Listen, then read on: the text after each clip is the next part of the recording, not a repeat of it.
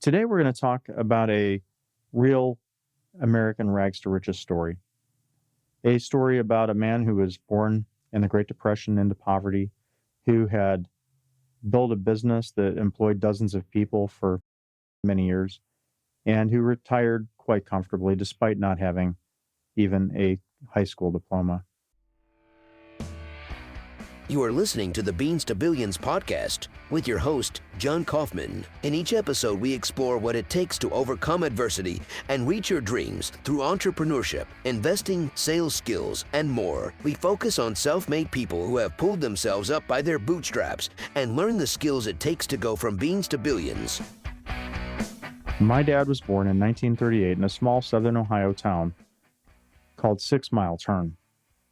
Now, to say that he was born in poverty would be truly an understatement.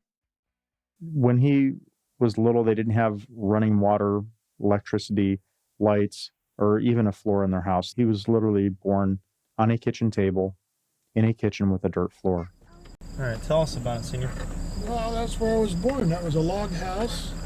That other old building there was the summer kitchen where they used to can and keep the heat out of the house. And you used to do your laundry out there.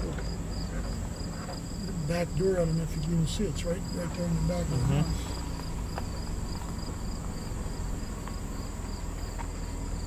That's where I was born. That's where it all started. He attended a one-room schoolhouse from kindergarten to 8th grade. There was literally 9 rooms combined into one.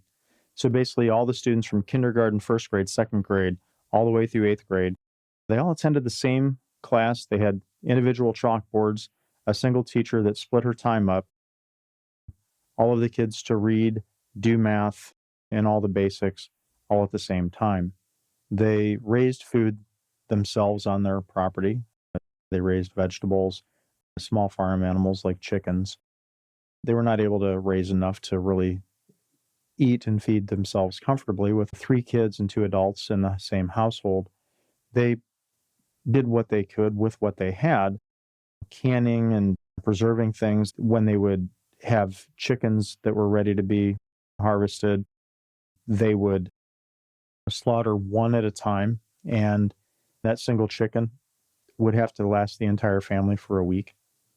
My dad always talked about his dad eating the parts of the chicken that basically nobody else would eat so that he could provide the actual meat for his wife and his family. My grandfather hunted, and he would bring back whatever he was able to, whether that was raccoons, rabbits, possum, pretty much whatever wild animals that he was able to find in the wild and trap or hunt. I would say that my dad always talked about those times in very glowing terms. He never really talked about those times as rough as they would be and as horrific as that would be. For somebody today to go and have to live in a house that didn't have running water, heat, electricity, doing their homework by candlelight, he never really talked about those times as being the hard times of his life or the bad times. He always talked about that as really being very happy memories for him. And growing up, he always referred to the 6 Mile Turn area as his home. Down to the highway down here to catch the school bus. Wow. But in the wintertime, there was that hill and this hill. There's 3 hills. We could ride our sled clear down right here where that driveway is. It wasn't there then. Yeah. Well, we used to build in the wintertime when we were playing, we would build a fire there. That was where he always felt happiest and felt the most connected to the surroundings, to his family, to pretty much everything that really truly meant a lot to him in his formative years. When he was a little bit older, in between grade school and high school age, his dad moved the family up to Cleveland, Ohio. They moved up there because there was really basically no work in rural southeast Ohio at that time, and he wanted to have better opportunities for his family. So he packed all the kids into a car, Beverly Hillbillies style, and they drove up Route 13 into Cleveland, Ohio. I've heard my dad and his sister talk many times about the trip up from Southern Ohio into Cleveland. They had, when I'm talking that this was like Beverly Hillbillies style, I'm really not joking. They literally packed everything the family had into the back of a 1940s car, and the kids had to hold their feet up on the in the vehicle because there was literally no floorboards in the back seat. The car had rusted out so badly that there was literally no floor for them, and they would often talk about looking down as they were driving and seeing the road underneath their feet on the way to Cleveland. That trip was really, I feel like, the turning point in the life for my dad and his brother and sister. They came to Cleveland and attended school here. His father got a job in a local machine shop called Kinzig Tool. His mom worked for GE to supplement the family income. My dad went through high school, and then shortly before graduation, he actually got into a fight with his shop teacher, punched the shop teacher, and got expelled from school and was unable to graduate. They gave him the opportunity to apologize to the teacher, and he would be able to get his diploma and be officially a high school graduate. But he refused. And even when he was 70 some years old, he was still angry at that and never regretted not actually apologizing, which kind of tells you about as much as you need to know about my dad. The other significant thing that happened in my dad's life at 18 was he got married and had a child, my oldest brother, Chuck Jr. This was in 1956, and he found himself 18 years old, married, and a father with no high school diploma. He went to work in the same factory that his father worked in and started to apprentice as a machinist. He learned all the old style manual machines, lathes and mills, and really became a very well-regarded machinist. He was very talented in that particular field. He worked in that shop for quite a few years alongside his dad. He had another 3 children, my older sisters. Eventually, his marriage with his wife, and as you could imagine, having 3 young children or 4 young children and a very small income, only a single income household, they ended up drifting apart and getting a divorce. Around this time, he became unsatisfied with where he was in life. He didn't want to be somebody who would punch a clock for his entire life. He didn't want to be the person who went to work every single day of his life and basically had nothing to show for it. He had to pay child support for 4 kids, had to support himself, and borrowed money, bought some metalworking machines, and set up a garage machine shop. They got a few orders from people that they knew and started making parts. They all still had their day jobs at the machine shop that they worked in. They kept those jobs. They would work anywhere between 8 to 12-hour shifts there. And then after work, they would go work in their garage shop making parts for their customers. Around this time, my mother and father met. They actually met where my dad worked in his day job. They both worked there. He is a machinist. My mom is a office manager. They started dating and eventually got married. They would both work their day jobs and then go in the evenings and work at making parts, packing parts, shipping them, hand delivering them, doing whatever they needed to do. Often, after working a full day in their day job, they would work until 1, 2, 3, 4, 5 in the morning, sometimes all night, to fulfill the orders and then go back to their day job the next day. So around the time that I was born, my uncle and grandfather left the business and went back to Southern Ohio, where they were from and where most of the extended family still lived. My dad ended up taking on different partners from the ones that he had and basically ended up where the machine shop was not sustainable, and he ended up leaving it. This was about the same time that the shop that they had all worked in closed down. And so essentially he ends up having to pay child support for 4 kids to his ex-wife with a new wife and a new kid. And his day job is gone and he's lost his business. I feel like this is the point in life where most of us find ourselves really at rock bottom. He's basically lost everything he'd ever worked for, lost his first family. And basically, the vast majority of any money that he did make went to child support. So essentially, my mom was working as a secretary and supporting the entire household, him, me, and paying rent and things like that, while he was trying to find new work and still had to pay child support. He ended up having to take a job 4 or 5 hours away from home in a machine shop. It was the only job that he could get at the time. And he did that for a year or two. Now, Trio is still going on with the new partners. They were not able to produce the same quality of machining that they had done before. And my dad, still wanting really to see the project through, ended up working with them. And then eventually he was able to buy shares back into the business. He ended up buying again a 1/3 share. And they ended up with a whole new set of 3 partners. The partners were my dad, Rudy, and another one named Warren. Now, the 3 partners were actually very, very complementary in a lot of ways. My dad was an expert machinist. He provided the technical know-how that it took in order to actually produce the product. Rudy was really a great networker and business relationship builder. So essentially, he was the person who would kind of introduce Trio to new companies. I wouldn't say strictly sales, because in that industry, it wasn't really sales in the traditional sense, like we would think selling a car, where somebody comes in and you have to pitch them on the car and all those kind of things. It was really more relationship oriented, taking people out to dinner, being social, just being really well networked within the community of people that were buying machining services.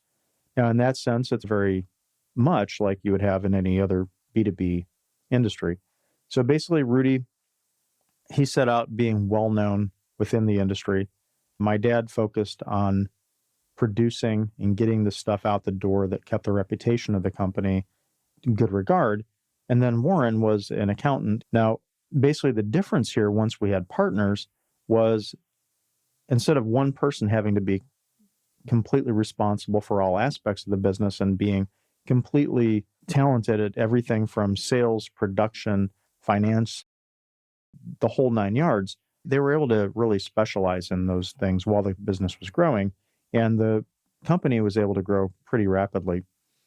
After several years of that, eventually Warren retired, and my dad and Rudy bought him out. My dad and his existing partner often butted heads. Eventually, it became obvious that the partners were just completely incompatible, and it became necessary to end that partnership. The decision ended up being made to buy his partner out. At this point, he had just finally finished paying off child support, just really gotten to a point where he was financially free. My mom and dad went into a couple $1,000,000 worth of debt in order to risk everything that they had ever built at that point in order to buy my dad's partner out. As you can imagine, this was something that was very tense at the time. I will never forget sitting at the kitchen table at night with my parents, agonizing over the risk that they were about to take. If it didn't go through, they would have ended up losing their home, their cars, their retirement, everything that they had both ever worked for. So they agonized for weeks and weeks on end. How were they going to do this? Was it the right thing to do? Eventually, they ended up mortgaging their house, their future, and just went into a all or nothing gamble and bought the partner out. When they had done the calculations to purchase the partner out, the estimation was it was going to take somewhere between 15 to 20 years to pay off the loans. With the partner gone, my dad had full control of the company. It ended up going through a period of tremendous growth, having record sales every year, growing to a total of around 35 employees. They were running shifts 24/7, 365 days a year, churning out parts, brought on new customers, kind of a golden age of this company. They ended up paying the loans off within 5 years. Many of these employees started as early as, say, like the late 60s. Many of them were with the company all the way until it closed in 2009. My dad really felt a huge sense of obligation and responsibility to all of these employees who had literally devoted their entire lives to helping make this company grow. My dad worked most of his life in this company, 12 plus hour days, sometimes 15, 18-hour days. He almost never took vacations. He missed out on most of his children's lives, including my own. He was pretty much a ghost in his own household. He was home late at night on a weeknight when I was growing up. I may only see him in the morning when I would get up. He would usually still be either in bed sleeping from the night before, or he would already be out the door, gone to work. He usually got home at night after I had already gone to bed. He would show up on weekends that he didn't work.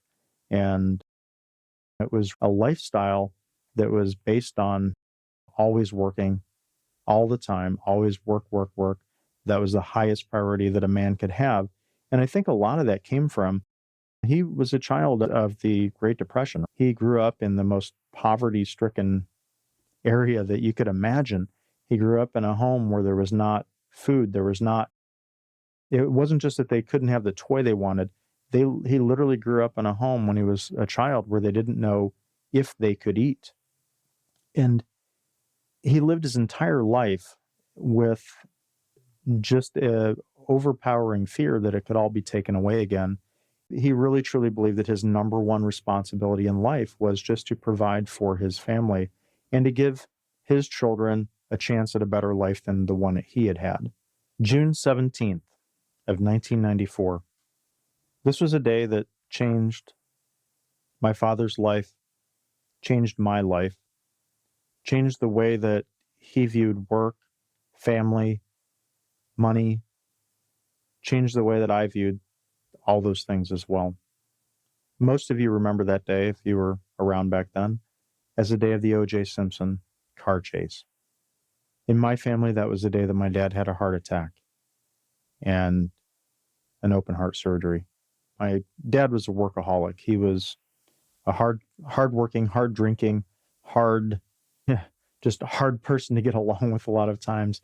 He was just one of those unstoppable forces of nature that you come across once in a lifetime. He had been having some chest pains and had been really having a couple of health scares. He went in for a routine health checkup. They decided to give him a stress test, and he ends up collapsing on the treadmill and having a heart attack. The doctors at that time decided that it was not optional. He had to have a open heart surgery that day. I was in college at the time. I remember calling home and finding out that my dad was in the hospital about to have a surgery and having to drive downtown Cleveland to Mount Sinai Medical Center, which is no longer there. But that was the top heart surgery center in the area at the time. And I remember meeting my mom and my older brother down there in the waiting room, waiting for my dad, and meeting with the doctor, and the doctor saying he was okay right then. And we had the opportunity to see him before he went into surgery. And my dad was very scared that day. It was probably the most scared that I'd ever seen my dad ever. This was not a man that showed fear. He was not a man that showed a lot of emotion. He was not somebody that said, "I love you." He was not somebody who really ever, he was just not an emotional person in that way. Showing fear was a sign of weakness. That was something that if you show fear, you show emotion, people are going to try to use that against you. And he always, I feel like, kind of felt that way. Now, the day that he had a open heart surgery, my mom and my brother are there in the surgical waiting room. And they said, "Okay, you can see your father one more time before he goes into surgery." And none of us knew for sure if he's going to make it through the surgery. He's going under general anesthesia. Open heart surgery was still back in those days, was still a really scary thing. As I'm sure, obviously it's still scary today. I would be scared to death if I had to go in there. And I'll never forget, he was laying in a hospital bed. And as we walked in there, it was one of the few times my dad ever said, "I love you." He said to my older brother, "I love you, Chuck." He said to my mom, "I love you, Marilyn." He said to me, "I love you, John." And then he said the words that none of us would ever forget, and the words that I think that he regretted for the rest of his life. His last words before being taken in to open heart surgery to be put under general anesthesia, cut open, have his heart opened up and worked on and sewed back up and put together, a surgery that he had a very real fear that he may not make it out of. His last words were, "If anything happens to me, take care of Trio." I'll never forget my brother, my mom, and I, we looked at each other. As he was wheeled away, he said that, and then they took him away. That was it. We all looked at each other and said, wow. For all intents and purposes, for everything that he knew, these were quite possibly his last ever words that he would ever say to his wife and his two sons.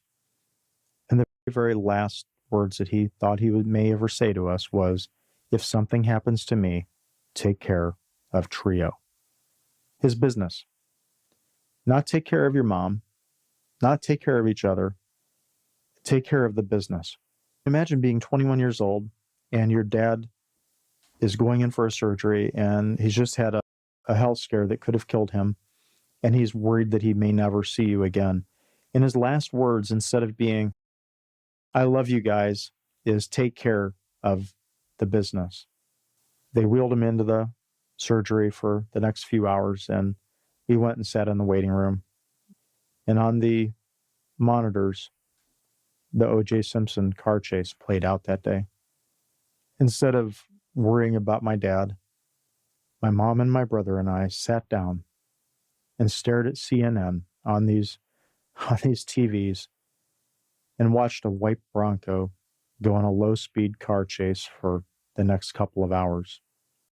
Roughly 18 police cars picking up Simpson's trail as he and another man, Al Cowling, rode along a Los Angeles freeway in that white Ford Bronco that you see in the center of the screen.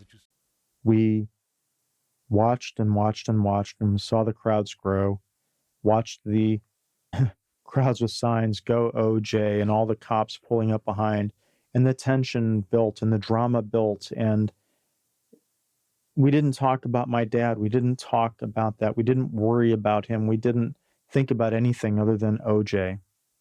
And then as they pulled into the mansion, they pulled into his driveway and the police came up and they just are pulling in. And then the doctor came out and said, you can see your husband and father now." The three of us, I'll never forget this. We looked at each other and we looked at the TV and we looked at the doctor and we said, "Are you sure?"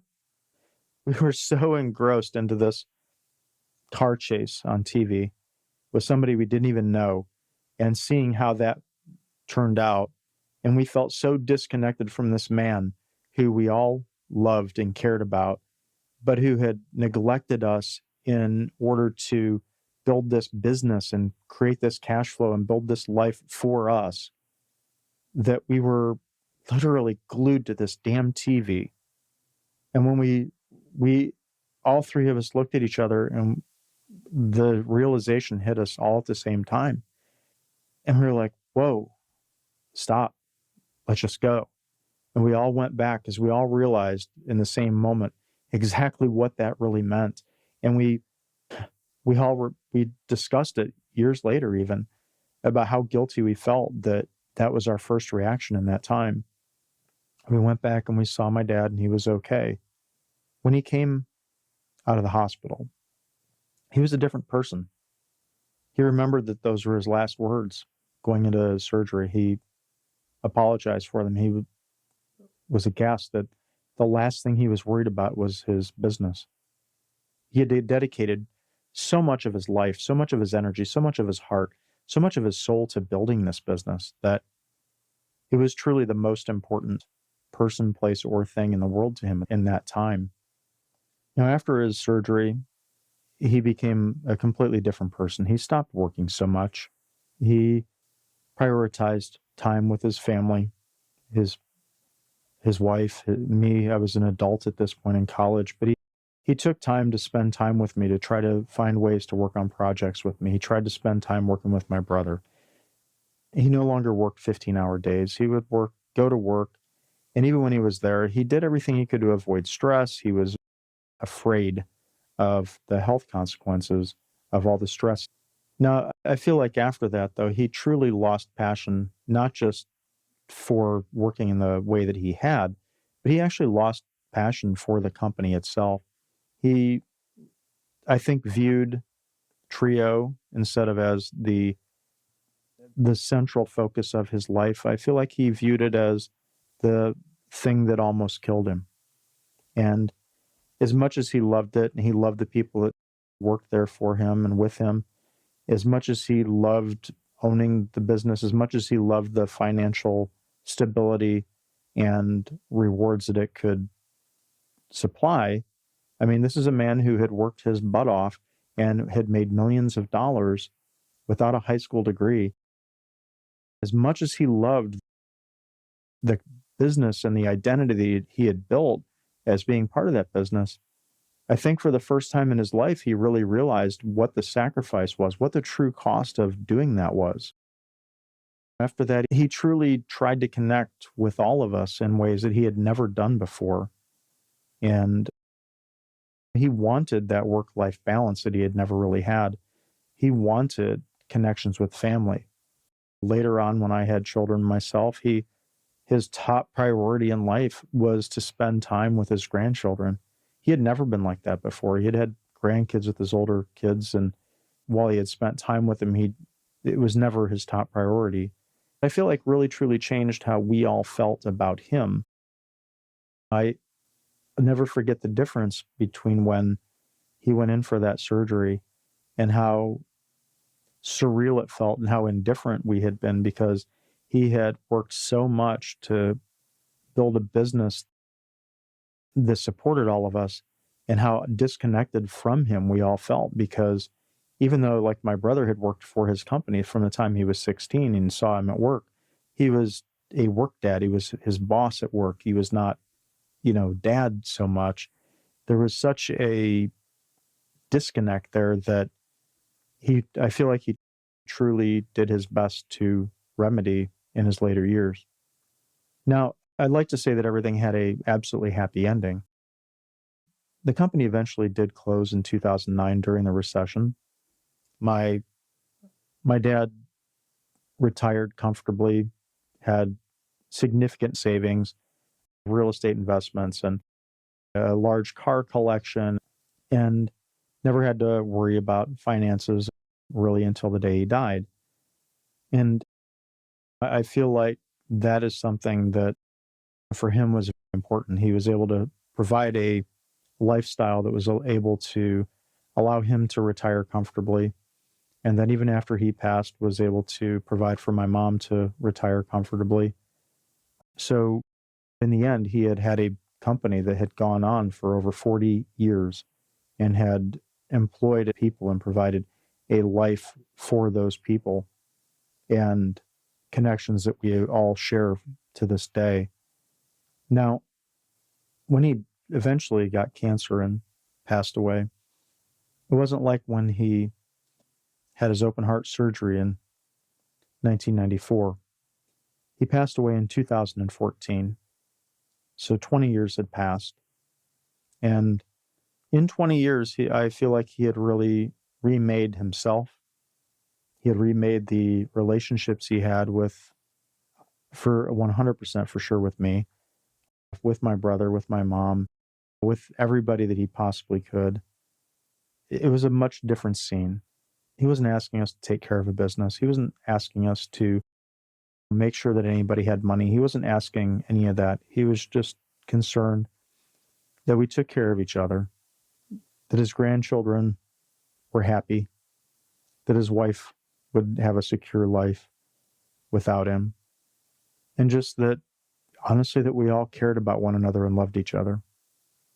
There was no OJ chase this time. There was no anything like that. It was just love.